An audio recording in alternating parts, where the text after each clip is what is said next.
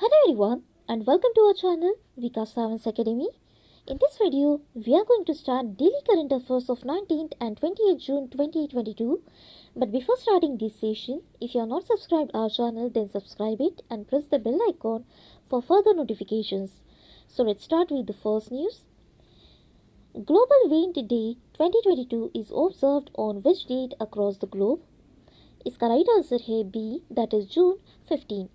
तो ये global wind day observe किया जाता है सो दैट विंड एनर्जी से रिलेटेड हम जो कुछ भी कर सकते हैं, जितना भी कंट्रीब्यूट कर सकते हैं, सो हम कंट्रीब्यूट करके इस विंड एनर्जी जनरेशन को बढ़ाना है, इसका जनरेशन बूस्ट करनी है हमें, सो दैट जो इन्वायरमेंटल पोल्यूशन है वो कम हो और हमारा इन्वायरमेंट नीट एंड क्लीन रहे।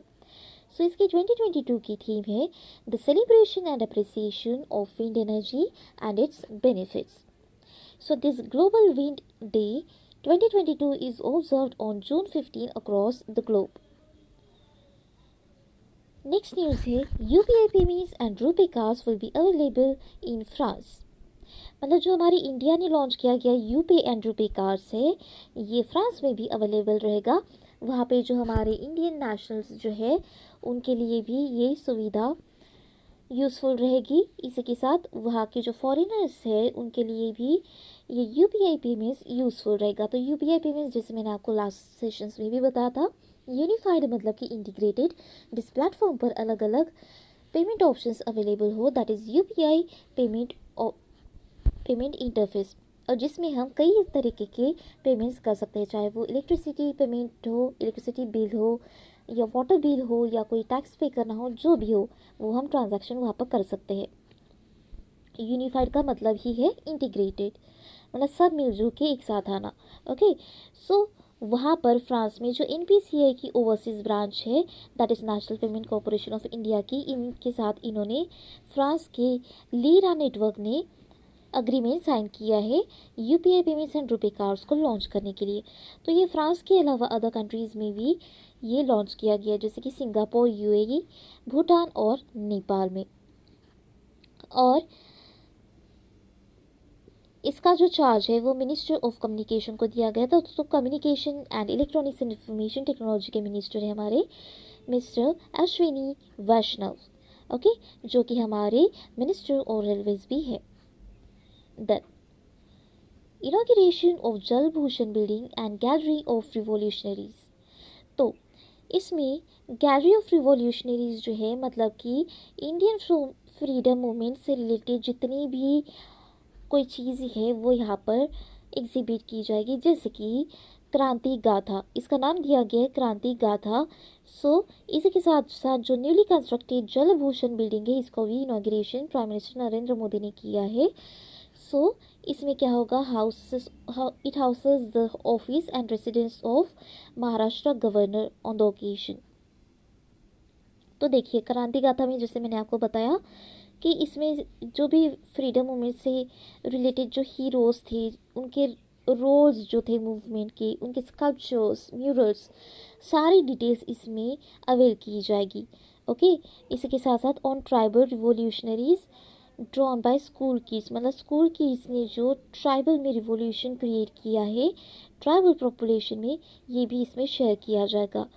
और ये जो गैलरी है ये लॉन्च की गई है in subterranean network of 13 pre world war 1 British era bunkers, मतलब world war 1 British era bunkers जो है 13 प्री के, इस नेटवर्क में इन्होंने ये लॉन्च किया है, और ये for the first time launch किया था इन अगस्त 2016। देन आसाम ने एनएलसी इंडिया के साथ टाई अप किया है to set up 1 gigawatt solar power project. Okay, so 1 gigawatt solar power project मतलब ये एक बड़ा यूनिट है, ये एक अकेले ऑर्गेनाइजेशन के बस की बात नहीं है। गीगा जो रहता है, जैसे हम कंप्यूटर में भी पढ़ते हैं, इसका पावर बहुत ज़्यादा होता है।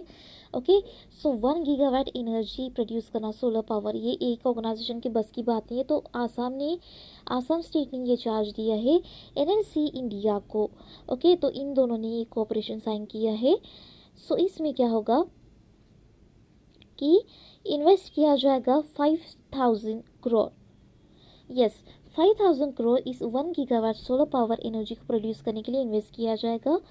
सो ये फर्स्ट इनिशिएटिव है जो कि पब्लिक सेक्टर यूनिट्स के एनर्जी सेक्टर में लॉन्च किया जा रहा है।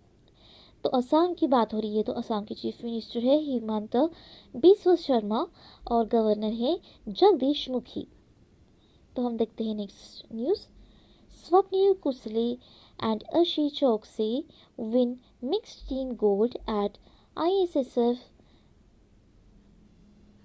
World championship second on medal tally.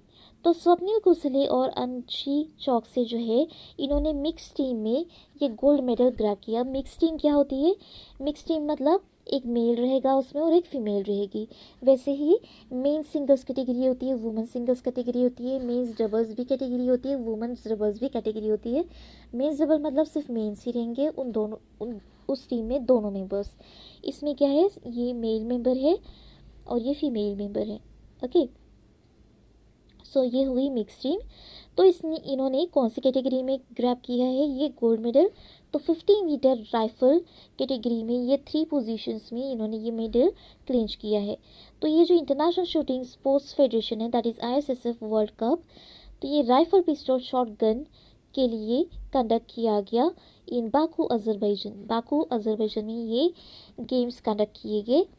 सो इन्होंने जो हमारी टीम है स्वप्निल कुसले और अंशी चौकसी की, इन्होंने हराया है यूक्रेन की सरशी कुलिसा एंड डारिया टिकोवा को।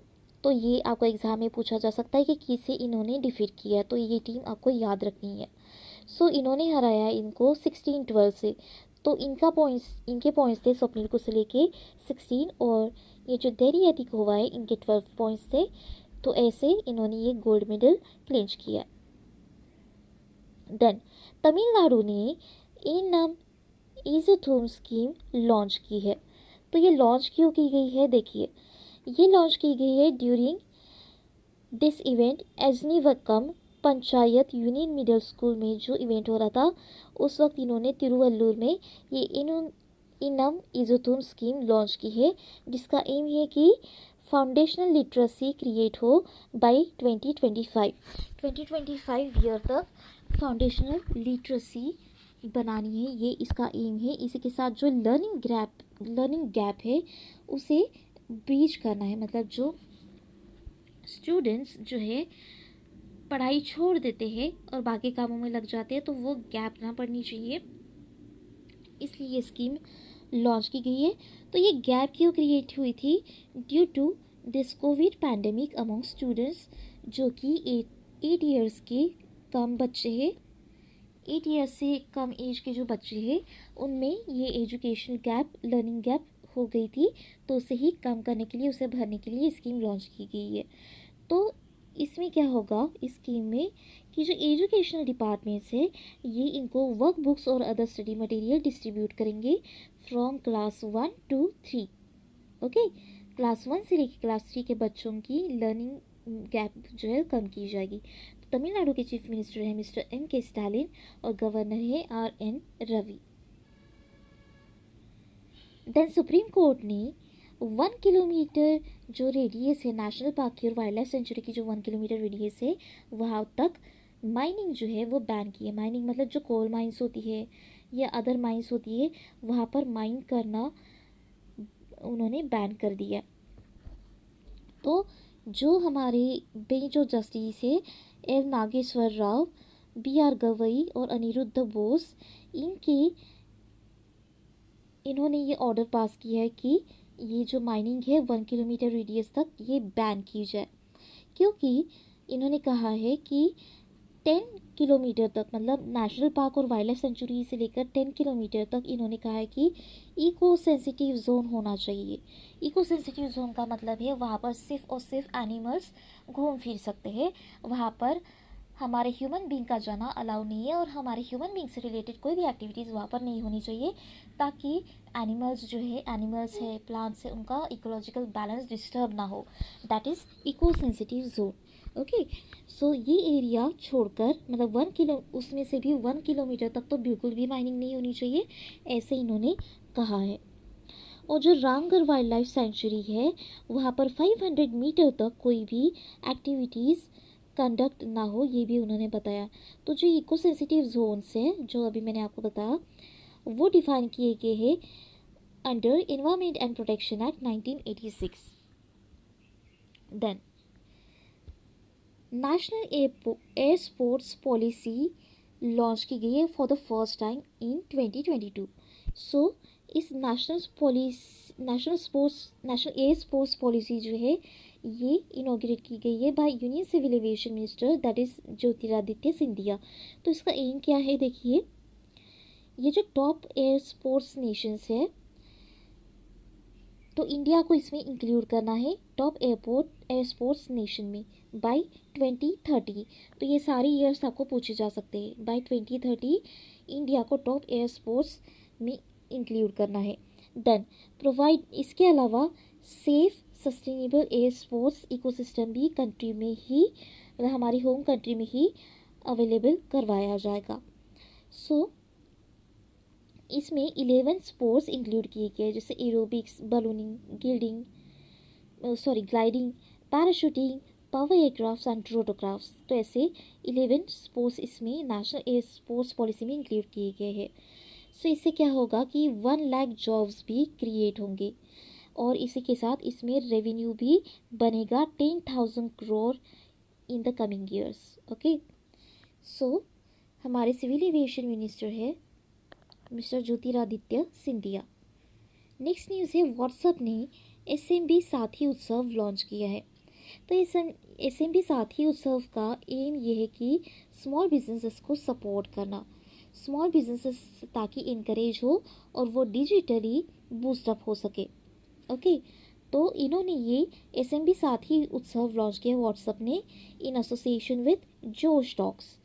आपने यूट्यूब पे कई बार देखा होगा जोश स्टॉक्स, तो इनके साथ इन्होंने टाइप किया है। सो इससे स्मॉल बिजनेस को हेल्प होगी।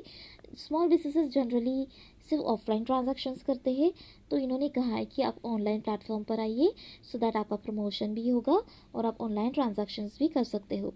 तो इसके लिए इन्होंने ट्रेनिंग भी प्रोवाइड की है स्मॉल बिजनेसेस को पायलट प्रोजेक्ट के द्वारा। तो ये पायलट प्रोजेक्ट जयपुर के जोबरी बाज़ार और बापू बाज़ार में इन्होंने कंडक्ट किया है। Then, so before ending this session, I would like to make an announcement here. We are going to start bank exam live course of IBPS, SBI, RBI, NABARD and insurance from coming 24th of June, which is live online batch course जिसमें आपको 120 plus live classes, 100 plus video lectures, daily class assignments और complete study material provide किया जाएगा और इसकी fees रहेगी 4,250 only. So those who want to join this course please go through the link which is given in the description box given below. So that's all for today. Thank you.